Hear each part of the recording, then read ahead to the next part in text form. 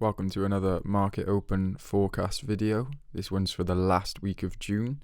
As always, we're just going to look at the pound yen pair. For those who haven't watched one of these videos before, what we do is analyze each time frame individually, starting on the monthly, working our way right down to the 30-minute, and just compiling what we see on each time frame together at the end in a nice table where we basically try and form a bias for the week ahead. Just quickly on the disclaimer then, High Tide Finance consists of a community of individuals learning to trade the forex markets together, so nothing that we say or do should be taken as financial advice. We're just learning how to trade these financial markets together and helping each other to get better.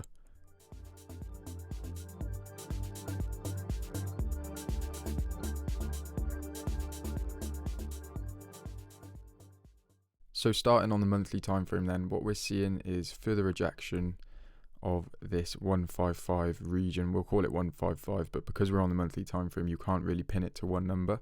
But if we draw this line here, we can see, reaction here, some reactions here. And if we actually zoom out on the monthly, we see that this has been a key level for years and years. We see reactions here. So it doesn't surprise us that we're seeing some sort of resistance to break 155 here on the monthly time frame, and the bulls are really sort of struggling to break last month's high. So what we just got to do is drop down to the weekly time frame and see if we can pin exactly where that resistance is. So what I'm seeing is these two highest candles here. So we can draw that. I'll just change my color here. Make it nice and grey. Okay, so that's our resistance here up at 156. I can just leave that on my chart. I can clone that then and bring one down here, sort of call this my support. And then there's kind of like a midpoint going on here as well. This level here seem to have broken that now with last week's price action and the weeks before. Last week's candle closed bullish, so creating a higher low on the weekly time frame, which is positive, but we've still got these three bearish weekly candles now to worry about, because it's going to make June very difficult. It's going to make a bullish candle close in June very difficult. We just got 3 days for this monthly candle to flip bullish and then break that high. So quite unlikely, in my opinion, that we'll get that flip with 3 days worth of trading.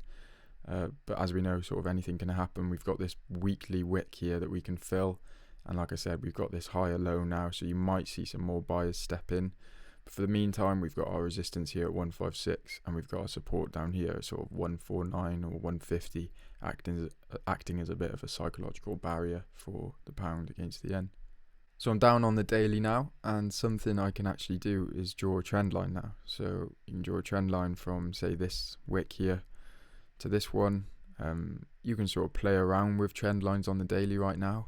I know this touch isn't perfect, but I'm seeing 1, 2, 3 very nice touches of this trend line, lining up with 152, acting as a bit of a psychological support there for GJ. This lines up with a Fibonacci level as well, if I'm not mistaken. We can draw a fib from that bottom to that top there. We're seeing sort of 618 region line up with 152 psychological integer, and obviously that trend as well. We've got 3 confirmations there, kind of justifying this higher low. So starting to make sense, obviously, with the beauty of hindsight. What's interesting though is that we have made a lower high as well. So we've made a higher low here and a lower high here. So this makes it really difficult for us as price action traders to kind of conclude a bias on the daily time frame. So overall, I am still bullish just because of this structure. But these lower highs are starting to concern me, especially because they're below 155 now, which really takes away from the possibility of that monthly candle flipping bullish. And as we know, a bearish monthly candle would be the first one in a long time. And it could definitely change things here on pound yen. In terms of 4-hour price action, I just want to kind of mention market structure here. So what we've got is this nice rhythm in the market. I guess you could call it a rhythm, where you're getting these order blocks or these accumulations where price kind of just moves sideways, I guess you kind of got another one here as well. And then you've got these big impulsive moves in the market where volume kind of comes in. Actually, it often comes in at quite random times. But nevertheless, you're seeing these big impulsive moves in the market, leaving one zone, creating another, or entering another, and kind of ranging for long periods of time. And boom, impulsive move, ranging, long periods of time. So that kind of market structure rhythm has come to an end now, and what we're seeing is just more volume, more bouncing movement in pound yen. You've got kind of this V shape here. Actually, when you zoom in as well, it looks like a lovely inverted head and shoulders. If you see how we've come down here, created that that accumulation, a bit of a pause from phase one, phase two, return to phase one, created a low, which we've seen on the daily and spoke about already, come back up, tap back into that zone. So there is some good price action actually going on here with pound yen. It's the main concern, like we said on the daily, is this lower high here at 155, showing a bit of an exodus of buyers, because before now the trend would have quite simply broken this range here and surged higher to another price. But recently it's not been quite so simple for pound yen.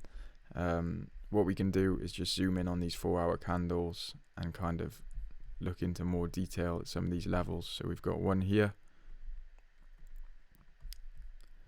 and we've sort of got one here as well, which we could anticipate as a bit of a support if we do come lower as next week gets going. And then obviously we've got the main low down here. So these are the levels that I'm going to be paying attention to on the 4-hour time frame. Okay, so once we're down onto the 1-hour time frame, we can really start to look at where these clean ranges are. Something that's quite nice about these impulsive moves in the market is that they've left nice clean ranges for us to trade in future. So first of all, I'm seeing one here. I'm obviously seeing another here. Even this candle in the middle could be good for a trade at some point. And you kind of get the idea here. There's another clean move by there. And I could sort of do this all day. I could zoom out as much as I like and mark up these clean areas. But in the meantime, in sort of the near future, these are the ones that we'll expect to be hitting next week. Whether it's higher or lower doesn't really matter, because we've clearly seen how there's no clear trend in the market. So we're quite happy to take buys and sells just from looking at market structure here, and looking to target these clean areas, especially down here in sort of the early 150s. In summary then, we've got a bit of a mixed bag going on here with GJ. We've got a bullish trend on the higher time frames, but we've got some bearish candles in there now, which are really starting to put the strength of that trend into question and into doubt. The trend has flipped on the 4-hour and 1-hour. We've got those bearish structures forming there, with all those lower highs, especially below 155. So there's no clear bias, in summary, on the pound, on any of the pound pairs really. There's no clear bias, but especially with GJ, just because of this kind of mixed bag here of results.